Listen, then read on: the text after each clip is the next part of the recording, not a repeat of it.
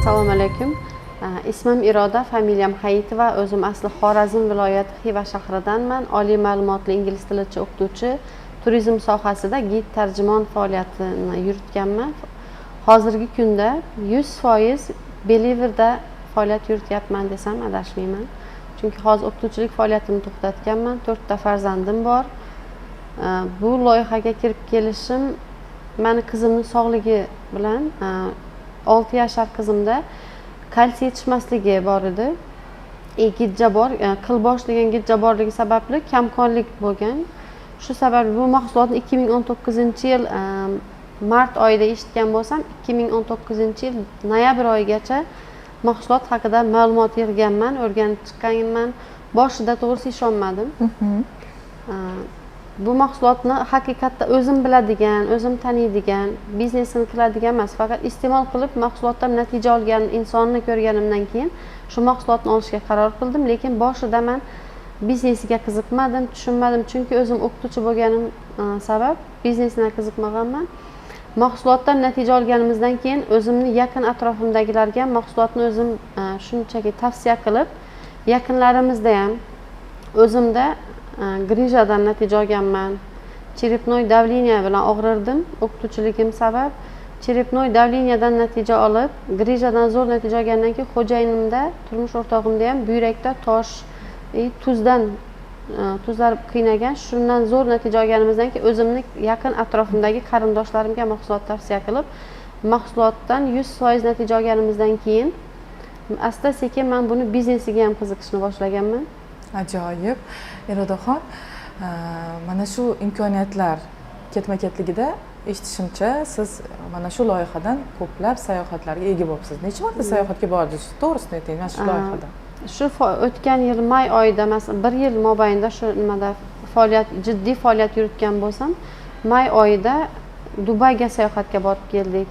O'zbekistondan 20 kishi bo'lib, men o'zim turizm sohasida ishlaganim sababli turizm sohasiga qiziqib, sayohatlarga qiziqib bu biznesga kirib kelganman.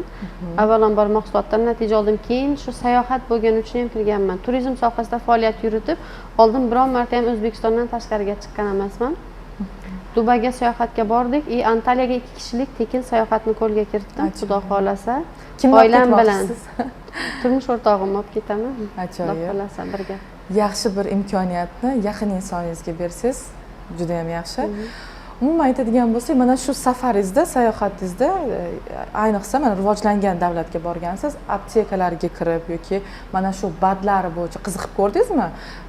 Shu sedani mahsulotlari qanaqa narxlarda, qanday shu obro'si, umuman yuqori tendenda qanaqa mavqei bor ekanligi haqida. Chunki ingliz tilini yaxshi bilasiz, mukammal bilasiz, qiziqib ko'rgan bo'lsangiz kerak. Qiziqib ko'rdim. Uni bundan Dubayga borishimdan oldin ham men birinchi turizm sohasida faoliyat yuritib, yaponlar bilan ishlab ko'rganman. Mahsulotga birinchi ishonganimning ham sababi Yaponiyada ishlab chiqarilganligi sababli. Chunki men yaponlar bilan ishlab ko'rganman. Hattoki 90 yoshiga kirgan inson O'zbekistonga sayohatga kelib, sayohatda yurib, bizani 50-60 yashar insonlarimizdan chaqqon, sog'lom. Men birinchi marta mahsulotni o'zbeklardan emas, yaponlardan qiziqib ko'rganman. Ya'ni mahsulot ishlab chiqaruvchi Shiseido haqida ma'lumot yig'ib, ya'ni Shiseidoni eng yuqori sifatli kosmetik hamda tabiiy biologik faol qo'shimchalar ishlab chiqarishini yaponlarning o'zidan eshitganimdan keyin men mahsulot haqida O'zbekistondan natija olgan insonlarni qidirganman. Dubayga borganimizda ham Shiseido haqida, ya'ni Shiseido ishlab chiqargan mahsulotlarni aptekalardan qidirganimizda, aptekalarda biz sotib olganimizga qaraganda ham ancha qimmat narxlarda sotilishini bildim. Yana bir marta faxrlanib ketdim.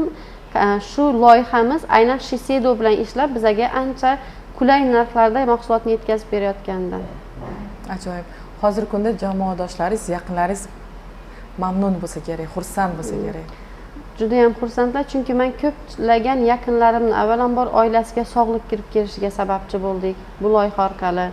Ko'plagan insonlarni, oddiy uy bekalarini, oddiy bozorda sotuvchilik qilgan ayollarni chet elga 2 kishilik tekin sayohatni qo'lga kiritishiga sababchi bo'ldik. Uyga qo'shimcha daromad kirib borishiga sababchi bo'ldik loyihamiz orqali.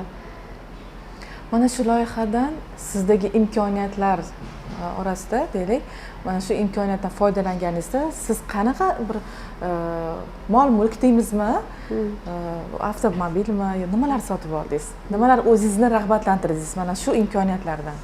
Mani ancha yillik orzuyim amalga oshdi desam ham bo'ladi. Bu loyihada 1 yillik faoliyatimda, ya'ni 1 yil jiddiy qabul qilib ish boshlaganimdan keyin 7 oyning ichida men tekin avtomobilni qo'lga kiritdim.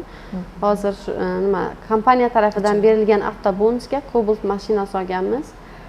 Oilamiz ham xursand, hamma xursand. Rulda kim? Men hozircha. Ajoyib, tabriklayman.